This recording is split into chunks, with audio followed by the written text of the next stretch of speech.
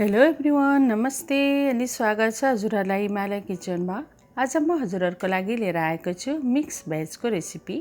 ल यसको लागि मैले यहाँ प्यान बसाएकी छु र प्यान तातेपछि मैले यसमा राखेँ 2 ठुलो चम्चा तेल।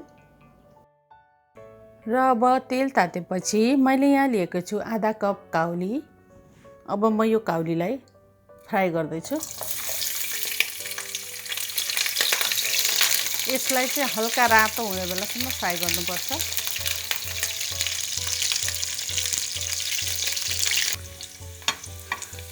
अब काउली यतिको भएपछि अब यसलाई झिकौँ।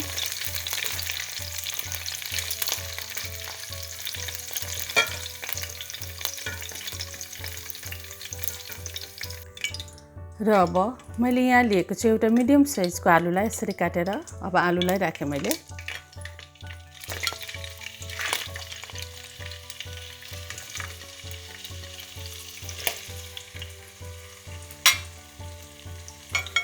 र त्यसै गरी आधा कप हरियो सिमी लिएको छु मैले, हरियो सिमी पनि राखेँ। अब यसलाई पनि त्यसै गरी हल्का ब्राउन हुने बेलासम्म फ्राई गर्नुपर्छ। र अब यतिको फ्राई भएपछि अब यसलाई पनि झिक्ने।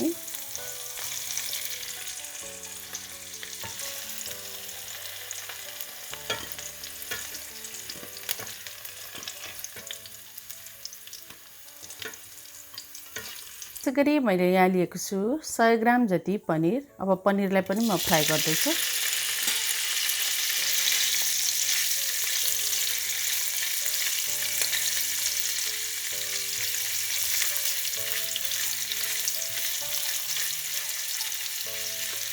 त्यो पनिरलाई चाहिँ फ्राई नगरी त्यतिकै राख्दा पनि हुन्छ। म चाहिँ केही बेर यसलाई फ्राई गरेर राख्दैछु। यसरी भेजिटेबलहरू फ्राई गर्दा हिट मिडियम टु हाई हुनुपर्छ।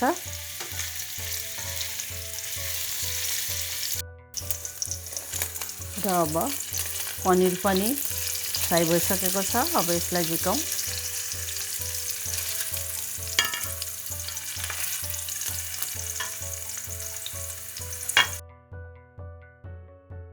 र अब यही बाँकी रहेको तेलमा मैले फुराएँ आधा सानो चम्चा जिरा, एउटा तेजपत्ता, एउटा रातो सुकेको खुर्सानी,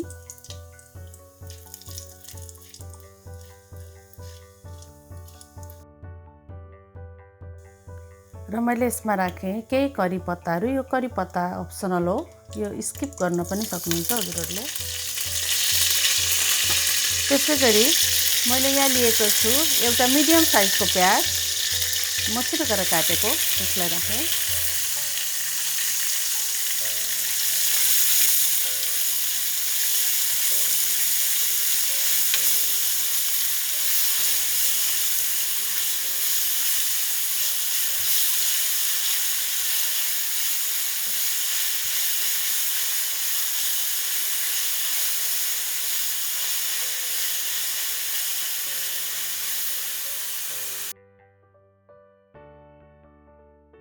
र प्याज यतिको फ्राई भएपछि मैले यसमा राखेँ 1 ठुलो चम्चा लसुन र अदुवाको पेस्ट।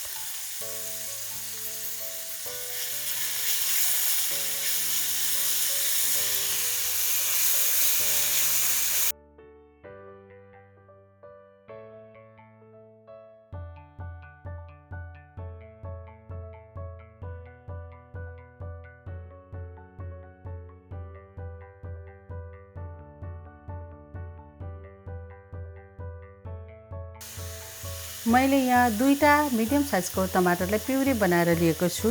अब त्यसलाई राखेँ।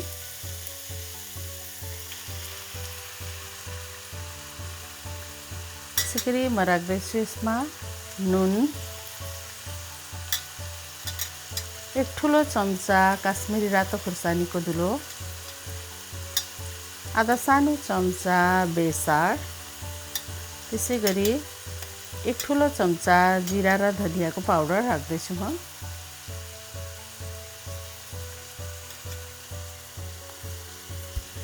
पिरो बनाउन मन पर्छ भने हजुरहरूले रातो पिरो खुर्सानी पनि राख्न सक्नुहुन्छ। अब यसलाई केही बेर फ्राई गर्नुपर्छ।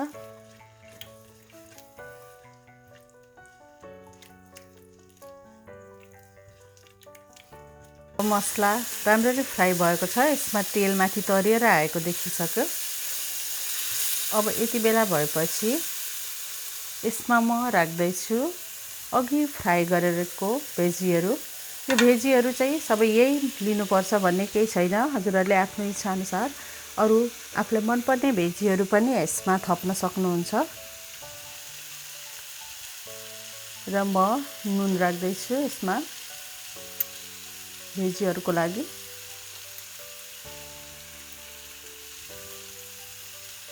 र यसमा मैले राखेँ 1 कप जति पानी। ग्रेभी आफ्नो हिसाबले बनाउन सकिन्छ।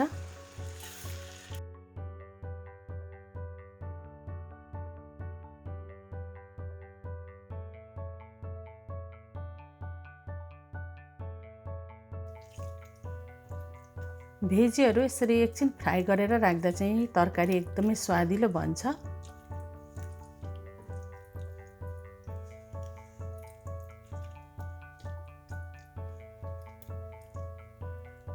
र अब छोपेर यसलाई मिडियम हिटमा 15 मिनट जति पकाउनु पर्छ। 15 मिनट भएपछि हाम्रो मिक्स भेज यस्तो देखिएको छ। अब यो लगभग रेडी भइसकेको छ।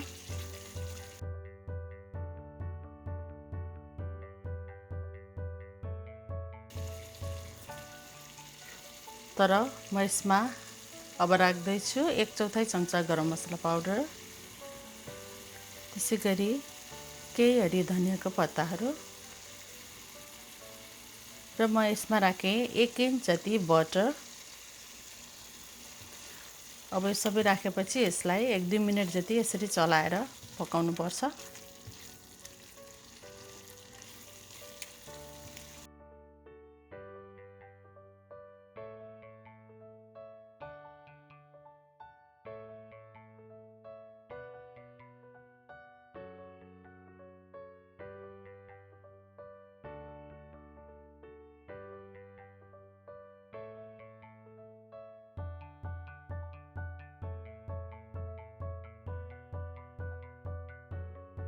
हाम्रो मिक्स भेज अब खानको लागि रेडी भएको छ।